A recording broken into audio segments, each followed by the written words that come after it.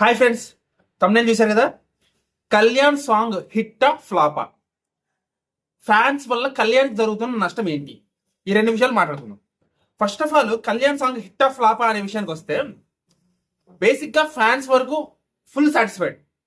అంటే మన ఫ్యాన్స్ వరకు మనం అందరం బాగా ఎంజాయ్ చేసాం, బాగా ఎంకరేజ్ చేసాం, బాగా టాక్ అయితే బాగా స్ప్రెడ్ అయింది మన ఫ్యాన్స్ తరపు నుంచి అయితే.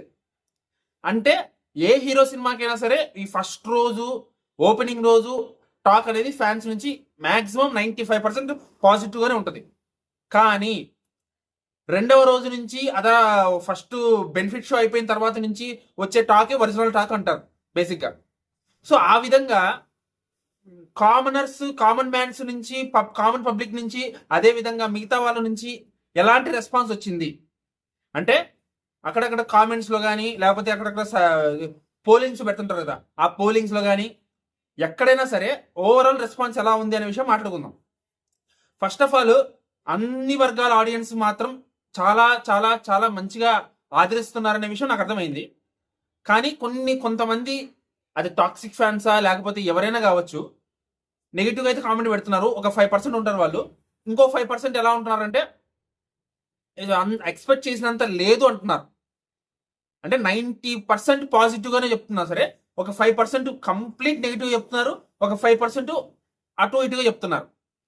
సో కాబట్టి ఈ మిగతా 10% ఎప్పుడైనా ఉంటారు. కాబట్టి ఓవరాల్గా అయితే మాత్రం సాంగ్కి అన్ని వర్గాల ప్రేక్షకుల నుంచి సపోర్ట్ అయితే దక్కింది. అన్ని వర్గాల ప్రేక్షకులు మంచిగానే, నా కామెంట్స్ కింద కానీ, ఎవరి కామెంట్స్ కింద అయినా కానీ మ్యాక్సిమం పాజిటివ్ కామెంట్సే ఉన్నాయి. అందరినీ సాటిస్ఫై చేసింది, అందరికీ నచ్చింది. ఇంకా ఈ సినిమాకి సంబంధించిన వ్యూస్ ఎన్ని, ఈ సినిమాకి వచ్చినటువంటి ఆ రెవెన్యూ ఎంత, రీచ్ ఎంత అనేది ఆ ఈటీవీ విన్నవాడు బయటకు చెప్తాడు. అప్పటిదాకా మనం వెయిట్ చేయాలి. అవి వచ్చిన తర్వాత ఆ డీటెయిల్స్ అన్ని చెప్తాను. ఇక రెండవ విషయం ఏంటంటే, కళ్యాణ్ ఫ్యాన్స్ వల్ల, కొంతమంది ఫ్యాన్స్ వల్ల, మ్యూచువల్ ఫ్యాన్స్ వల్ల, ఎవరి ఫ్యాన్స్ వల్ల, ఎవరైనా కావచ్చు, వాళ్ళ వల్ల కళ్యాణ్ జరుగుతున్న నష్టం ఏంటి? ఫస్ట్ ఆఫ్ ఆల్, ఇది కళ్యాణ్ సంబంధించిన ప్రాజెక్ట్ కాదు. ఇప్పుడు ఇంతకు ముందు ఇది కళ్యాణ్ చేతిలో ఉంది. అప్పుడు మనం ఎన్నైనా చెప్పుకోవచ్చు, ఏమైనా ఎడిట్ చేసి పెట్టుకోవచ్చు. అప్పుడు మనకి ప్రాబ్లం ఏమీ లేదు. కానీ ఇప్పుడు దాని హోల్ అండ్ సోల్ ప్రొపరేటర్ ఎవరు? ETV win. అది మనది కాదు, ఇప్పుడు మన వాడిది కాదు. మనవాడు జస్ట్ యాక్ట్ చేసిన వాడు మాత్రమే. ఇప్పుడు అది అమ్మేశాడు. సో కాబట్టి దాని క్లిప్స్ తీసుకొచ్చుకొని మీరు ఎడిట్లు చేసి పెట్టద్దని ఇంతకుముందు కూడా చెప్పాము. మీరు వినట్లేదు. చాలా క్లిప్స్ చూశారనమాట. మీరు డైరెక్ట్ సినిమాలోంచి రికార్డ్ తీసుకొచ్చి ఏకంగా ఆ మొత్తాన్ని పెట్టేస్తుంటే ఇంకేం ఎవడు చూస్తాడు అక్కడికి వెళ్ళి? నాకు అర్థం కాదు. అదే విధంగా స్టోరీ గురించి మాట్లాడుతున్నారట. ఇప్పుడు ఎవరో లక్కీ ప్యానల్ ఎవరో మరి కింద కామెంట్లో చెప్పారు, లక్కీ ప్యానల్ అంట. ఆవిడ ప్యానల్ అందరూ స్టోరీ గురించి డెప్త్గా డిస్కషన్ చేసి వస్తూ ఉన్నారనమాట. ఆ స్టోరీ అలా ఉండొచ్చు, ఆ స్టోరీ అలా ఉంది, ఇలా ఉంది అని చెప్పేసి మొత్తం చెప్పేస్తారంట. ఇంకా స్టోరీ చెప్పేసి క్లిప్పులు, స్క్రీన్ రికార్డు పెట్టేస్తే ఇంకా ఎవడు చూస్తాడు? యూట్యూబ్ వాడిని. ఎందుకు కళ్యాణ్ ఇంకో ప్రాజెక్ట్ వస్తే తీసుకోవాలనుకుంటాడు? కొంచెమన్నా సెన్స్ ఉండాలి కదా.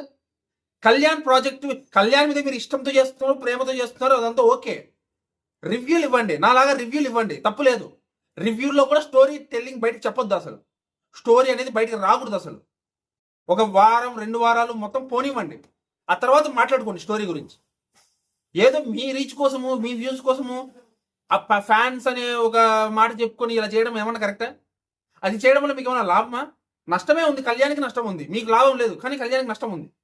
అందుకు చెప్తున్నా, దయచేసి ఆపండి. స్క్రీన్ రికార్డింగ్ చేసి యూట్యూబ్లో అప్లోడ్ చేయడము, లేకపోతే స్టోరీ గురించి డిస్కస్ చేయడం ఆపేయండి. ఆ క్లిప్స్ తీసుకొచ్చి షార్ట్లు పెట్టడము దయచేసి వద్దు. ఇవన్నీ ఆపేస్తే బెటర్.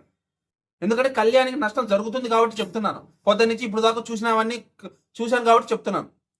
సో ప్లీజ్ దయచేసి ఆపేయండి. మరొకసారి రిక్వెస్ట్గా చెప్తున్నాను, మీ రీచ్ కోసము, మీకు సంబంధించిన దానికోసము కళ్యాణ్ రీచ్ దెబ్బతీయద్దు. ఓకేనా?